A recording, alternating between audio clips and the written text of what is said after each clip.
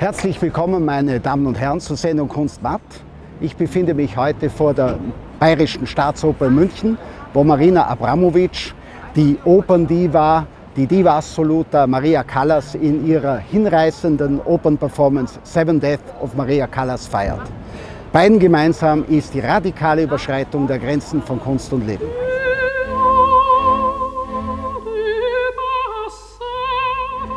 Und da ist Maria Callas, die Jahrhundertdiva, die Extremistin der Oper und der Liebe, die sich bis zur Selbstzerstörung verausgabte und mit 54 Jahren früh starb. Wenn die berühmte Arie Visitate aus Tosca von Puccini erklingt, treffen zwei verwandte Seelen aufeinander. Ich habe mit Marina Abramović ein Gespräch über ihre Opernperformance Deaths of Maria Callas, aber auch über ihre Kunst und ihr Leben geführt, und ich darf Ihnen dabei viel Vergnügen wünschen.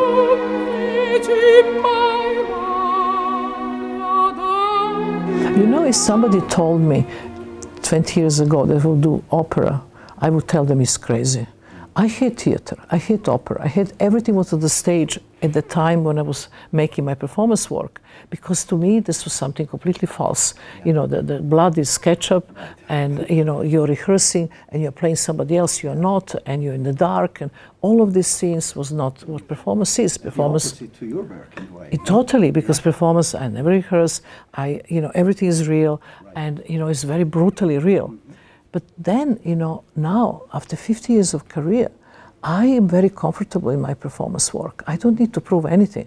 I can really go into adventure of embracing other forms of art.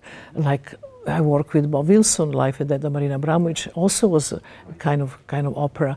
Then I work with L'Arbitre Cravouille, Damien Jallet, in making new bolero for the French opera. I made Pelléas and Melisandre, you know, choreography. And finally I say, okay, now is the time to be director and to play in my own opera, I was so afraid that I will fail. But I would like to take opera, which is such an old form of art. I always think it's dinosaurs of art, you know, and create something else. You know, in normal opera is nothing less than 4 and 5 hours, you know. But my opera is 1 hour and 36 minutes because dying is shorter. And I'm only showing dying, that's it. To me, if I look in a kind of retrospective to my, you know, work in all these years, I am dealing with the 3 human actually emotions: suffering, pain, and mortality. And this is what I've been always working with, because thinking about that every day make your life much more pleasant, because you know this is limit and we're all going to die one day, so you have to have the happiest moment every single second. And this is something which is very not really common to the Western civilization, because in Western world people deny, you know, to think about dying. I live in American culture when being old is something dirty, like you have to be ever young. You know, it's very different. And to me, you know, I come from Slavic culture when being old means being wise, being in control. Actually, is much better position. But being old in healthy body, it's very important. Is there a favorite aria of yours? Yes. Yes? Norma. No, Norma is the one I cry always. And you know, it's very interesting that in the beginning, what you see 7 deaths, you know, one after another.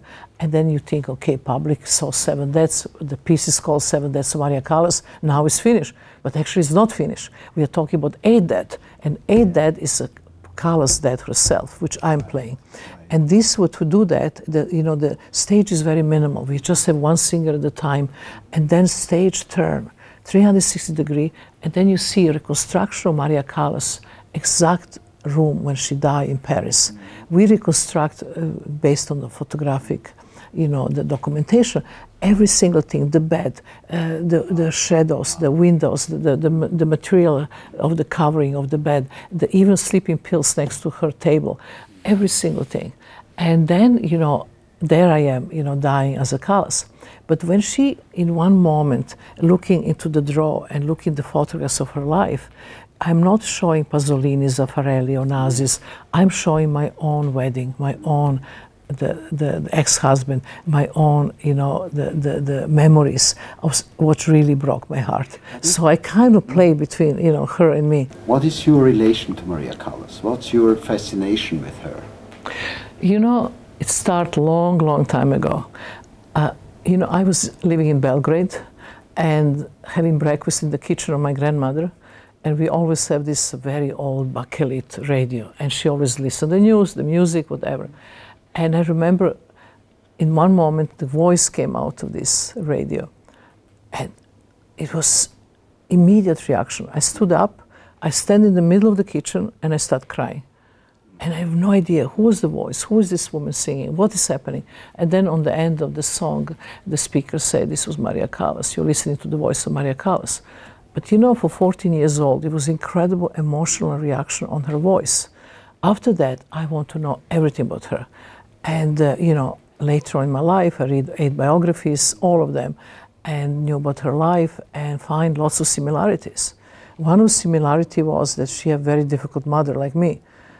Second one, she was Sagittarius like me. And then, you know, the one actually very important part of similarity was that she actually showed incredible strengths and really strong charisma on the stage and extreme vulnerability as a human being and emotional life. And, you know, the last thing was that she really died from broken heart. I almost died from broken heart, but my work saved me. But her work didn't save her. There is the famous aria from Puccini's opera Tosca, Widmete, and the text is, the beginning is, I lived for the arts, I lived for life. A slogan which in a way describes this extreme life of Maria Callas. Is that something which also could describe your life? Yeah, totally. You know, my life, the moment I understood that my call is to be an artist, I didn't see anything better to do. I sacrificed everything. I never really have the, you know, the real family. I never want to have children. I just absolutely wanted to do what I wanted to do and to be completely free. And that freedom was important. But again, with Callas is different, because in Callas' situation, you know, there was a wonderful movie called Callas by Callas, when there was lots of documentary about her life and her interviews. But she said in these interviews that I really got angry on her, and I don't agree, that she will give everything up, her voice and everything else, if she could have a child and be with Onassis. And to me, this was something that you're not supposed to do. Because if you have a gift like she had, you're not allowed to give gift away. You have to sacrifice everything for this gift. The gift belongs to everybody, not just you. Did you ever dream yourself being an opera diva and an adored singer? You know, I never had any kind of, you know, talent for voice. I remember that my mother was giving me piano lessons, and after 1 year of piano lessons, the professor came and said, you know, Comrade Abramovic, I'm taking you money for nothing. She doesn't have, and she will never have talent for music. That, and I think still is the same.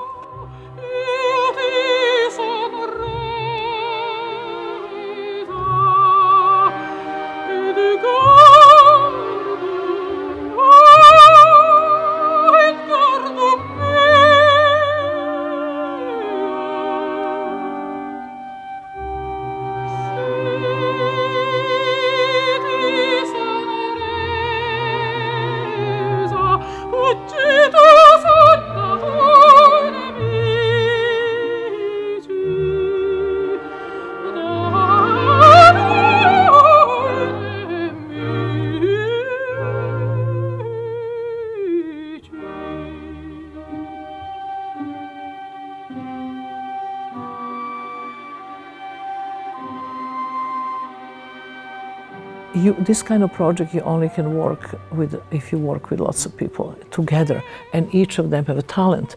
You know, like all the costumes were made by Riccardo Tisci, who was working before Givenchy, now is working for Burberry, And you know, when I came to Ricardo and I say, I need the costumes for Maria Callas, I didn't give him any instructions. I didn't give him any kind of, you know, ideas what I would like. I let him actually interpret it himself. And one interesting thing he done in these costumes, it was, you know, especially Norma, that he dressed Willem Dafoe in a woman clothes, and I am in a male clothes. And when I saw that, I said, God, this really makes the sense, because you know, in Norma, she is the Nordic warrior, and she fall in love with the Roman general, and she make children with him. So she betrayed the country, but the Roman general, as Romans do, fall in love with her maid, and left her. And now she's desperate, and she decided the only way, you know, to die is to go and burn in fire. And she's this hero going to burn in fire, and he standing there and looking at her going towards the fire. And he really, in that particular moment, he fallen all over in love with her again, and you know, go there and burn with her together. So he's the coward. He have this incredible golden dress, and I am in male shoes, in male trousers, and in male, you know, the shirt. Active, heroic part. Yeah, and he changed the thing, and this really bring another dimension to the work.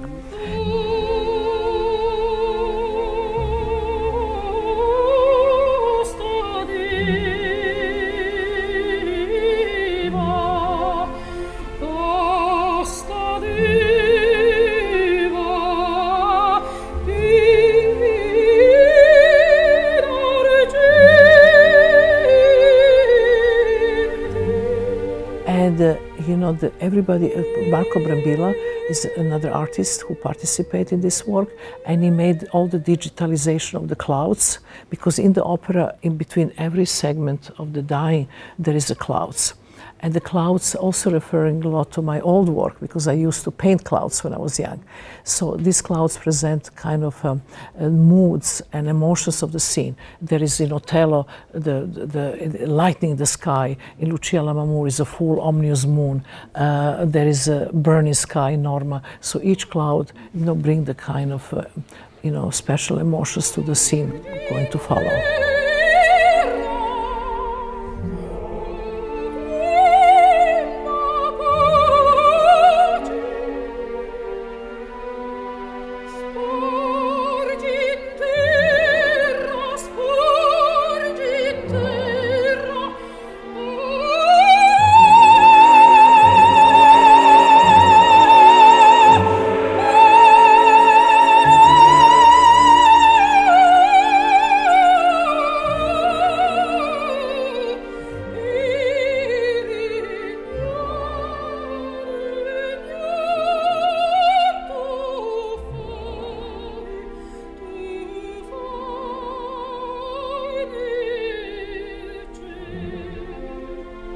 I put some my elements in the opera, you know, to actually make it my own.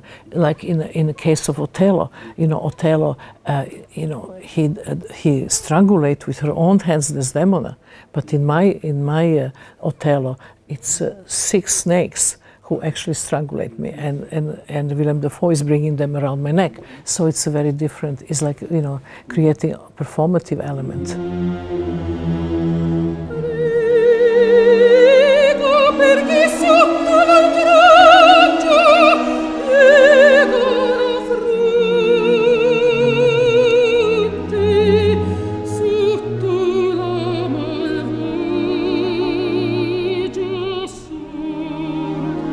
Again, Riccardo Tisci costumes. All the singers, each of them, from Norma, Traviata, Carmen, Lucia, Madame Butterfly, all of them have the same look, like a 20th century French comme il faut maid. Grey silk dress with a little white jabot. And you don't understand why they're the same. Only on the end, when Maria Callas died in the 8th scene, what happened, all of these maids come together. And actually they are incarnation of one single maid, which was Bruna. Bruna was the maid that she left all her fortune, left everything. She was a real companion of her. So all actually become 8 maids.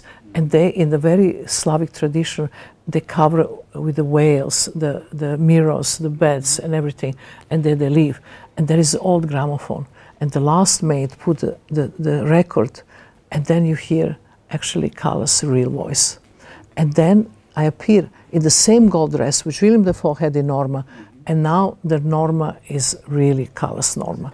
And then, you know, I become the kind of soul of Callas. And also Nikodijevich, who made entire new music for the 8th scene, which is great composer, by the way, he decides something incredible. He actually, with the voice is the highest of Norma, he cut it like this in the middle, so that actually audience left with its cut voice continue in your head to continue singing.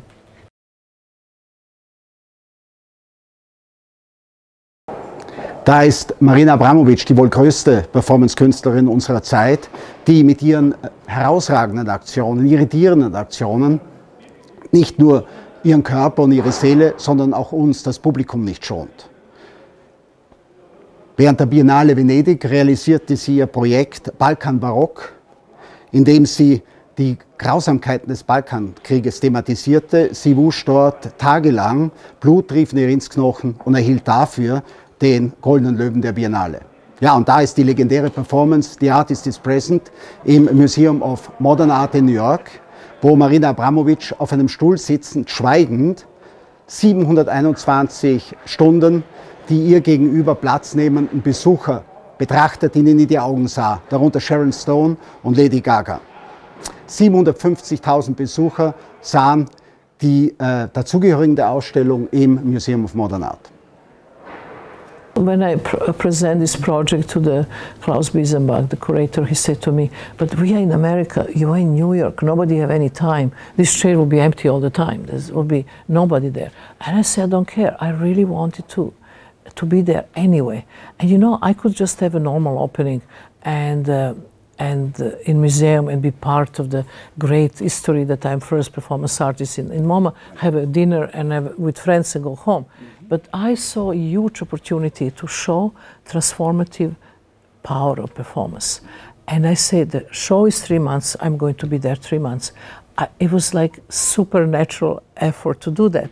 But I wanted to try, and sometimes every day could be the last. It was so difficult. But to me, it was really important to see, you know, how in the last century, 20th century, when somebody asked me, but what is the future of performance art? What is the future not of performance art? What is the future of art?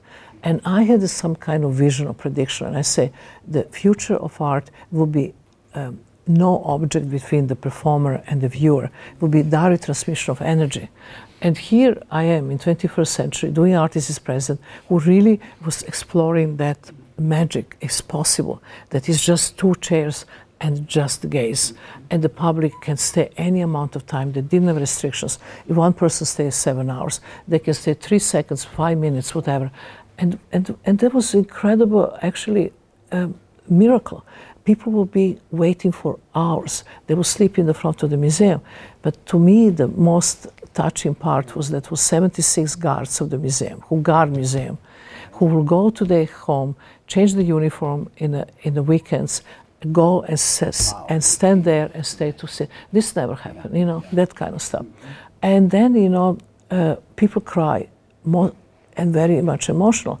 But I cry together with them because I start seeing so much loneliness, so much pain. And, you know, it's very difficult to open and you know, especially we're talking Austria, Germany, people not open easily, and they get drunk and then get open, but generally they're not open. So why the people open to me there? And I was analyzing this, and I think the reason was because first they wait for a long time. They finally come to sit in the front of me. They are observed by the other people waiting. They're filmed, they're photographed, they're observed by me.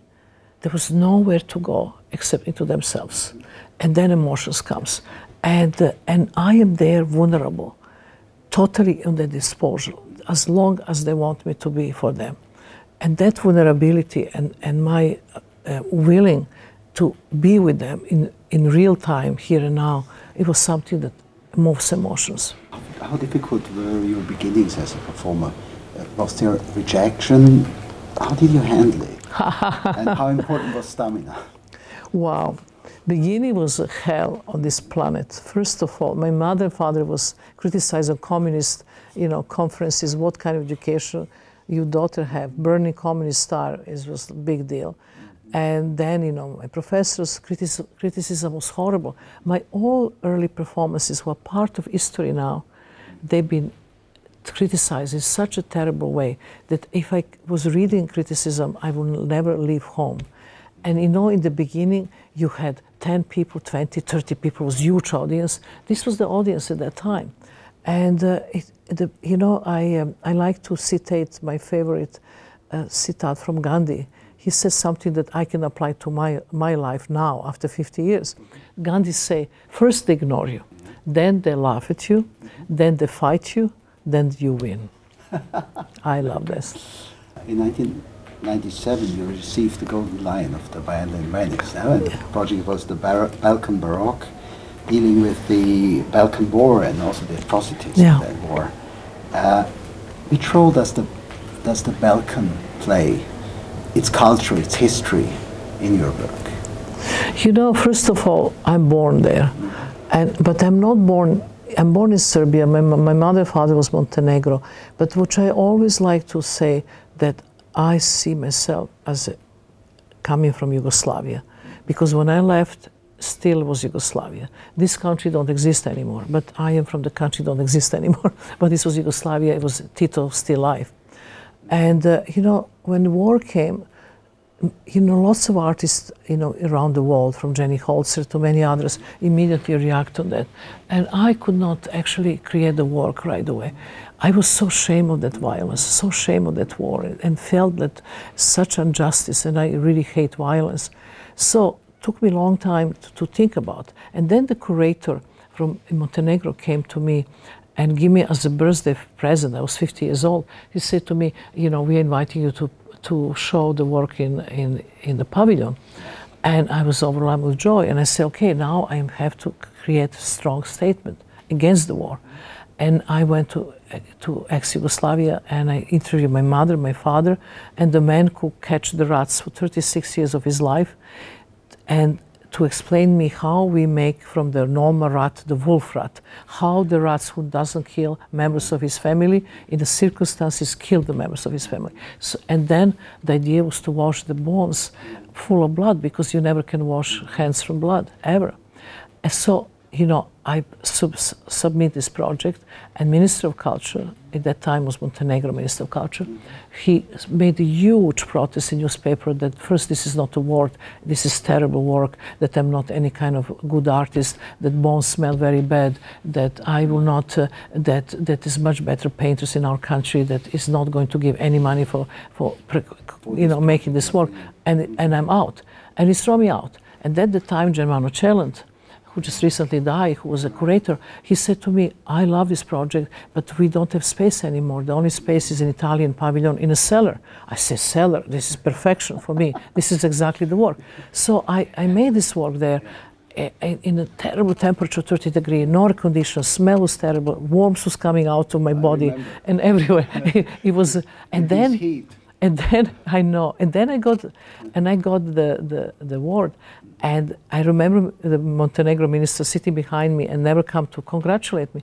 And then he came back to the country, and then he had to resign. Good. So you won. I won, you see. Could you maybe name 3 works which were really super important for you, where you said, my whole soul, my whole artistic approach is in there? Wow.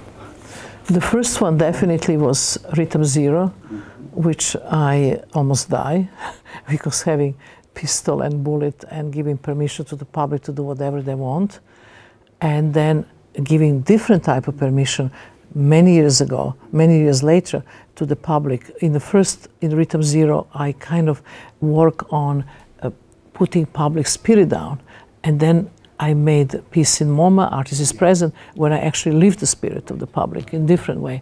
That would be Artist is Present. And then the one work, I really think the work with Ulay, which is kind of probably great walking the China Wall, that each of us walk 2,500 kilometers to say goodbye. And it says so much about human relations, about distances, about effort, about emotions. And you know, I remember the friend of mine said to me, "You walk 2,500 kilometers each to say goodbye." And he's American. He said, "Why we didn't make Hong Kong?" And he totally missed the point.